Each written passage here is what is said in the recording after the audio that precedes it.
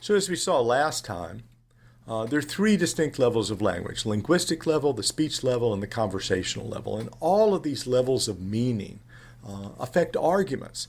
So in the next three lectures, we want to work through these levels one by one. And this lecture is going to deal in particular with the linguistic level of language, which is simply the production of a meaningful utterance. So in order to perform a linguistic act, all you have to do is utter a set of words that are meaningful, that fit together according to the semantics, that is the meanings of particular words, and the syntax or the grammar of the language in general. For example, it's easy. It's easy is a linguistic act because it's, as a contraction, you're allowed to contract it and is according to the rules of English, and easy is a word, so it's easy follows the semantics and the syntax of the language of English. That's all there is to it. Now, although linguistic acts are really simple, they do require some special components that are worth separating out. For example, they require meaningful words. When you simply hum a tune, like then you're not performing a linguistic act because there are no meaningful words in it.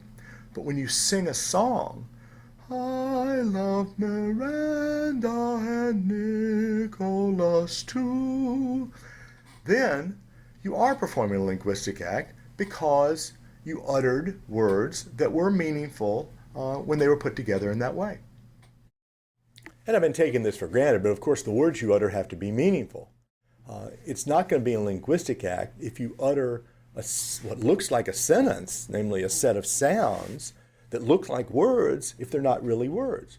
So if you say, "'Twas brillig and the slithy toes did gyre and gimble in the wabe," and so on from Lewis Carroll's famous Jabberwocky poem, then it's not going to be a linguistic act if those words are not meaningful words in any language. And you can also get nonsense when you take words that have meanings and put them together in an order that doesn't make any sense. My dog has fleas makes sense, but dog fleas my has doesn't make any sense. So meaningful words with the wrong grammatical structure won't work. And Noam Chomsky from MIT taught us that you can also get nonsense when you take words that make sense and you put them together with the right grammatical structure, but they still don't fit together because of the relation between the meanings. His example here was, colorless green ideas sleep furiously. What does that mean?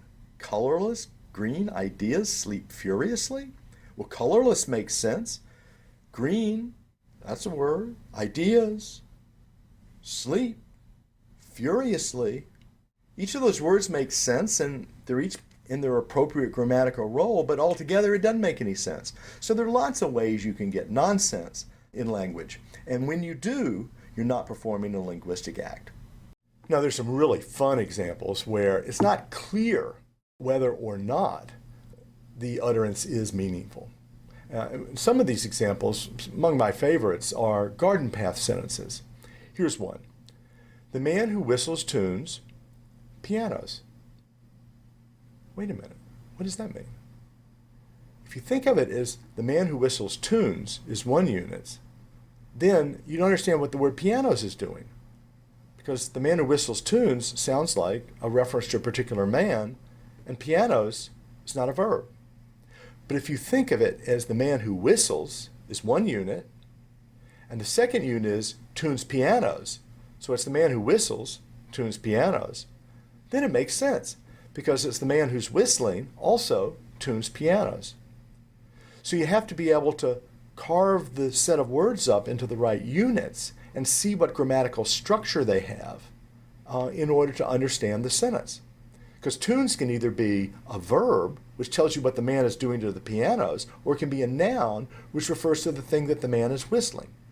And you have to get those grammatical categories straight, and the garden path sentences lead you astray and make you think of it in the wrong way. And there'll be some more examples of that in the exercises. But my favorite example of all is buffalo, buffalo, buffalo. What does that mean? Well, buffalo are American bison. Okay? But buffalo, the word buffalo in English, that is, can also be used as a verb to refer to tricking or fooling someone. So you can have buffalo, American bison, buffaloing, that is tricking or fooling, buffalo, American bison, buffalo, buffalo, buffalo. But you can go even further because there's a city in New York named Buffalo. And of course, there can be buffalo, that is American bison, from the city of Buffalo, New York. And they're called buffalo buffalo. And when they trick or fool other American bison from Buffalo, New York, then you have buffalo buffalo, buffalo, buffalo buffalo, or buffalo buffalo buffalo buffalo buffalo, which doesn't sound like a meaningful utterance, but it is. And you can go even further. You can actually build it out to 11 straight utterances of the word buffalo. Buffalo, buffalo, buffalo, buffalo, buffalo, buffalo, buffalo, buffalo, buffalo, buffalo, buffalo.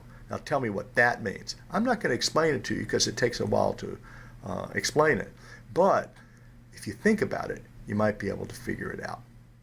And even if you can't figure out 11 buffaloes in a row, the point still holds. Because the point's just that sometimes what doesn't seem meaningful turns out to be meaningful. And if you're careful and charitable and do your best to interpret what it really means, then you might be able to make sense out of some utterances that don't seem to make sense at first. And when you can make sense out of them, then they're linguistic acts. For now, I don't have time to go into any detail on semantics or syntax, although we will discuss some details when we discuss vagueness and ambiguity in the discussion of fallacies later in this course.